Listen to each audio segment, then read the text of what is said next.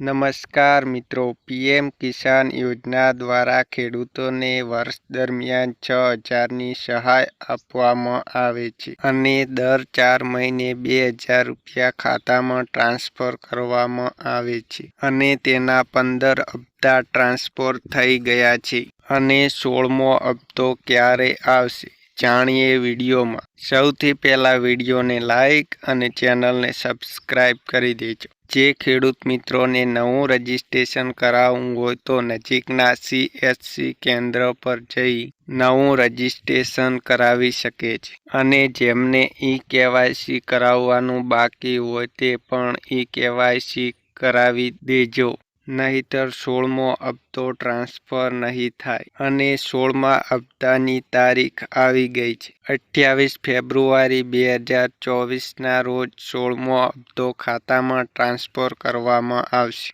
મિત્રો, આવા યોજના અને જોબ રિલેટેડ વિડીયો જોવા અમારી ચેનલને સબસ્ક્રાઈબ કરી દેજો।